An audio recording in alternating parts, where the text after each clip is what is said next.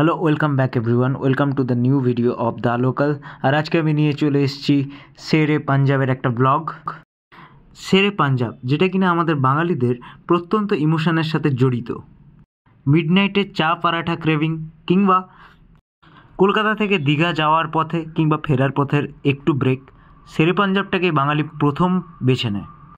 তবে এত বাঙালির বেছে নেওয়ার কারণ শুধু একটাই, পাঞ্জাবি কিউজিনের খাওয়া দাওয়া আর তার সাথে পাঞ্জাবি চা। তবে শুধুমাত্র পাঞ্জাবি খাওয়ার দাওয়ার যে এখানে শুধু পাওয়া যায় তাই নয়, এখানে আপনি চাইনিজ, কন্টিনেন্টাল সব ধরনের খাওয়ার দাওয়ারই পেয়ে যাবেন। তবে ভেতরে প্রচণ্ড ভিড় থাকায় আর ঢোকার সাহস না হওয়ায় আমি বাইরে থেকে ভিডিও করতে লাগলাম এবং আপনাদের ঘড়িটা দেখাচ্ছি, কারণ এখন কতটা টাইম হয়েছে সেটা দেখানোর জন্য। রাত 12টা প্রায়। তবে বেশি ভাট না বকে আপনাদের বলে দেই what we have order. As always special keema paratha with coffee. তবে লোকজনের যা ভিড় রয়েছে তাতে আপনারা দেখে বুঝতেই পাচ্ছেন এটা হাইওয়ের ধারে একটা মিডনাইট স্টেশন, যেখানে এসে আপনি হ্যাং আউট করুন, 1-2 ঘন্টা কাটান, একটু পরাঠা খান, একটু খাটিয়াতে বসুন, মজা করুন, চলে যান ফিরে। বিগত কয়েক বছর ধরেই শেরে পাঞ্জাবের আমরা একটা এক্সটেনশন দেখতে পাই রাস্তা দিয়ে গেলে।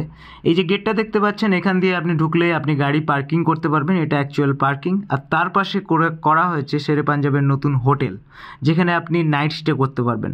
তবে আপনার যদি রাতে কোথাও যাওয়ার না থাকে, আপনি এখানে থাকতে পারেন, কিংবা যাত্রাপথে আপনার খুব সুন্দর একটা রেস্ট নেওয়ার জায়গা করে দিয়েছে শেরে পাঞ্জাব অথরিটি।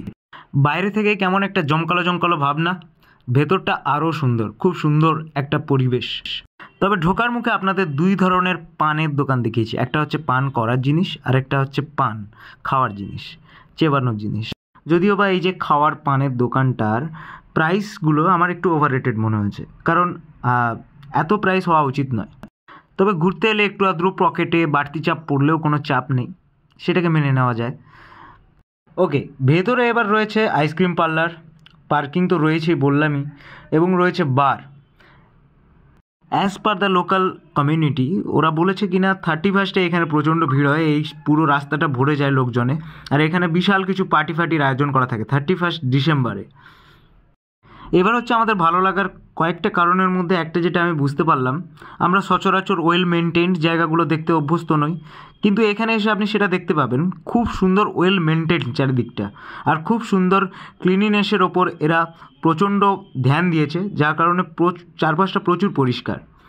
আর শেরে পাঞ্জাব এসে যদি আপনি টয়লেটটা একবার ইউজ করেন, আপনি বুঝতে পারবেন যে কতজন লোক খালি টয়লেট ক্লিনিংয়ের জন্য রাখা রয়েছে, আর কি পরিষ্কার ঝকঝকে তকতকে। আর দেখুন কি সুন্দর ওয়েল মেনটেড বাগানগুলো, আর রাস্তাতে কি সুন্দর লাইট দেওয়া।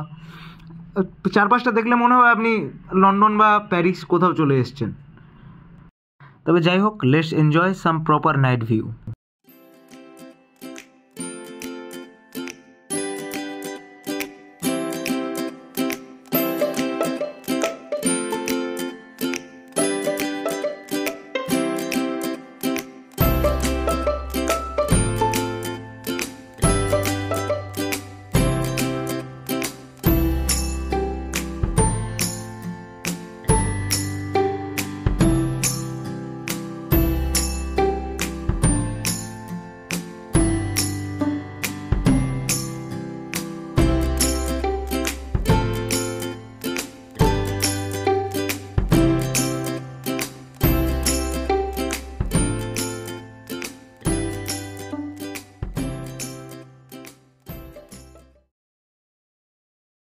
তবে আর বেশি কি বলবো, আপনারা সবই জানেন।